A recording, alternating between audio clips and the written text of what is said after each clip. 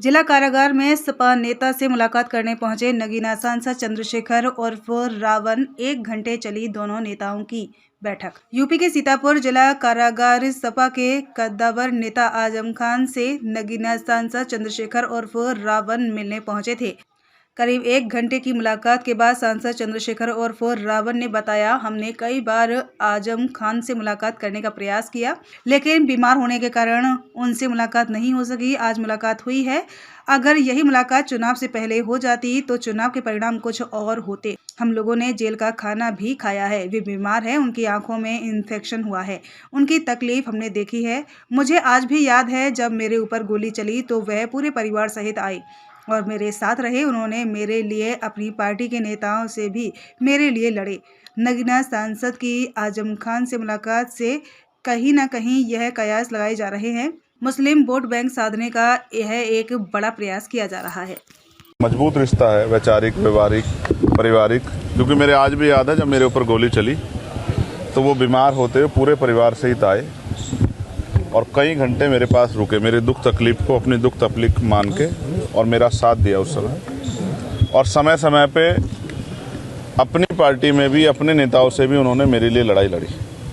तो एक अच्छा साथी होने के नाते मैं अपनी जिम्मेदारी अदा करने और उनके हाल जानने, जो कि बहुत ख़राब है तबीयत के तौर पे भी, और जेल, आप समझ, जेल कोई अच्छी जगह तो नहीं होती। इस समय क्या हालातों के बारे में क्या बताया? वो बीमार हैं, उनकी आंखों में इन्फेक्शन हुए हैं। मैंने उनकी हालात देखी, मुझे बड़ी तकलीफ हुई, भावुकता भी थी मेरे अंदर। मैं सरकार से ये अपील करूंगा कि राजनीति में वैचारिक विरोध हो सकता है, लेकिन जिस तरह से पिछले कुछ लंबे समय से ये देखा गया है कि अपने राजनीतिक विरोधियों को सरकारी मशीनरी का दुरुपयोग करके सत्ता ने हटाने का काम किया, ये अच्छा नहीं। इससे ये पीढ़ी दर पीढ़ी चलता रहेगा, इसका खामियाजा फिर दूसरे लोगों को भुगतना पड़ेगा। अगर आप कुछ अन्याय करोगे तो कल आने वाले समय में ताकत आने पे दूसरा व्यक्ति भी अन्याय करेगा। जबकि उन्होंने मुझसे कहा कि हम बदले में नहीं, बदलाव में भरोसा रखते हैं, हम जन सेवा के लिए हैं और हम आने वाले कल में भी जन सेवा करेंगे। उनका आशीर्वाद मुझे हमेशा मिलता रहा। कल हुए उपचुनाव में जो जैसा रहा स्थितियां रही पूरे उत्तर प्रदेश में, उसको लेकर क्या कहेंगे? और पुलिस और सरकार ने कुछ दरोगाओं, कुछ लोगों का सस्पेंशन भी किया है, क्या मानते हैं? ये जो चैनल्स का आप लोगो देख रहे हैं, इनके एक शानदार पत्रकार को जिस तरह पुलिस ने और वहाँ के कुछ स्थानीय अराजक तत्वों ने जिस तरह से घसीटा, अपमानित किया, वहाँ के जिलाधिकारी को हस्तक्षेप करके उनको बचाना पड़ा।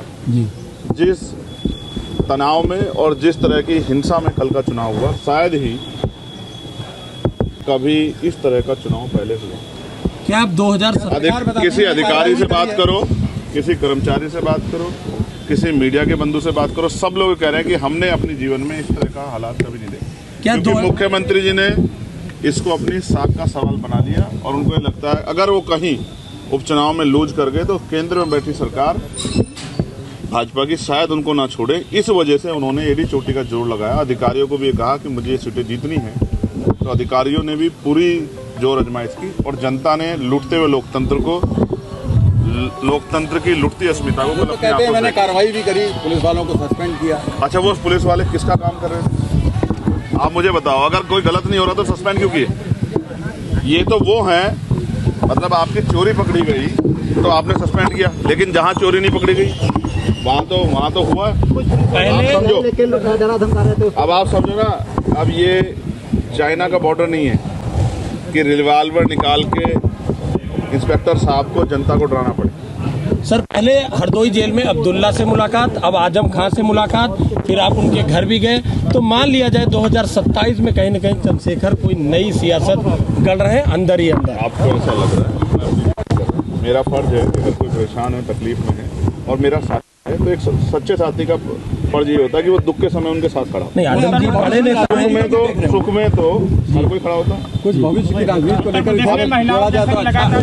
अब एक सवाल यहाँ से पीछे से आया था, ये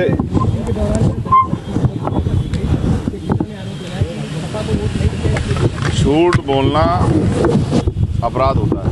वोटिंग के दौरान हत्या नहीं हुई, पहले तो आप अपने सवाल को सुधारो। मेरी पूरी जानकारी में आया, जबकि उत्तर प्रदेश पुलिस मेरे अधीन नहीं है, मेरे नेतृत्व में काम नहीं कर रही है। पुलिस का बयान है कि हत्या वोट के मामले में नहीं हुई। तो मीडिया सवाल करने से और गलत बात को बढ़ावा देने से बचना चाहिए। हत्या हुई है, जिसने की है उसको इतनी सख्त सजा मिले कि उसकी कई पीढ़ियां याद रखे। इस बात में कोई वो किसी पार्टी जुड़ा हो, चाहे समाजवादी पार्टी जुड़ा हो, चाहे किसी और पार्टी जुड़ा हो, सख्त कार्रवाई हो। अगर मैं कह रहा हूँ पुलिस का ही बयान है कि इसमें वोट का कोई इशू नहीं, अगर वोट के आधार पर भी हुई तो लोकतंत्र की हत्या है, तो उस पर 4 गुना। क्योंकि अगर बहुजन समाज के आदमी बहुजन समाज के लोगों पे, यानी कि खुद कमजोर आदमी कमजोरों पे अगर अन्याय अत्याचार करता है, सामंतशाही जैसी व्यवस्था लागू करता है, तो फिर उसको तो उसको सजा मिलनी चाहिए, उस पर एक धारा फालतू लगनी चाहिए। क्या नई रणनीति है 2027 आपकी राजनीति को लेकर कोई अच्छे अपने विचार दिए? आपकी राजनीति को लेकर ये मेरी उनकी बात है, ये जब वो बाहर होंगे तो वो आपके सामने भी रखेंगे। आपसे कहे हैं तो आप तो कुछ बता सकते हैं। आपको बता दूं जरूर थोड़े आप मेरी सारी बात को सच मानेंगे। तो 27 में चंद्रशेखर क्या कुछ वार्ता हुई है, राजनीतिक वार्ताएं कुछ हुई हैं? अब वो राजनीतिक लोग हैं तो 2 राजनीतिक लोग मिलेंगे, राजनीतिक वार्ताएं भी होंगी। अब आप समझिए ना, मैं ये भी देखने गया था कि वो किस हालात। मैंने जेल का खाना भी खाया। कैसा लगा? कैसा लगा खाना? आजकल की सरकार पत्रकारों को सच्ची पत्रकारिता करने पे जेल का खाना जल्दी खिला दे रही है। अगर किसी का मन हो जेल का खाना खाने का तो सच्ची पत्रकारिता कर ले तो शायद जल्दी मिल जाए। आज कैसा लगा? आज खाना कैसा? मुझे तो आदत है, मैंने 16 महीने जेल काटी अपने लोगों के लिए। मैंने तिहाड़ भी 2 बार काटी है। मुझे इस खाने पर, मैं जहाँ से आया हूँ जमीन से, मैं अपनी हैसियत को जानता हूँ। मैं इसी खाने को खा कर, और आज भी मेरे करोड़ों लोग जो हैं वो इसी खाने खा के अपना जीवन पाल रहे हैं। मेरे लिए कोई नया नहीं। सर एक आखिरी सवाल, क्या आज मैं एक चीज आज आपके यहाँ से कहना चाहता हूँ। बहुत सुंदर जगह है सीतापुर, रामपुर वाले सीतापुर में जी। और यहाँ हमारे यहाँ एक लंबी लड़ाई जो है राम जी को लेके भी चल रही है, अभी वो अंजाम को पहुँच रही है। तो अब मैं ये कहना चाहिए, एक नारा दिया मुख्यमंत्री जी ने। अब चुनाव के बाद मुझे समय लगा कि उसका विश्लेषण हो जाए कि बटेंगे कटेंगे। तो मैं आज आपके यहाँ से कहना चाहता हूँ, सीतापुर में ये नारा उन्होंने बहुत अच्छा दिया, मैं उनको बधाई देता हूँ। और मैं इसलिए बधाई देता हूँ कि उन्होंने एक बहुत, क्योंकि जब कोई बात कहता है तो उसके हर सिक्के के 2 पहलू होते हैं जी। मैं ये मानता हूँ कि यहाँ से हमारे लोग सीख लेनी चाहिए कि 6743 जातियों में बटे दलित, पिछड़े वर्ग के लोग, आदिवासी लोग, अल्पसंख्यक लोग अगर बटेंगे तो समय समय पे सारे कटेंगे, इनके अधिकार भी छिन जाएंगे। जैसे आज गोरखपुर से शुरुआत हो रही है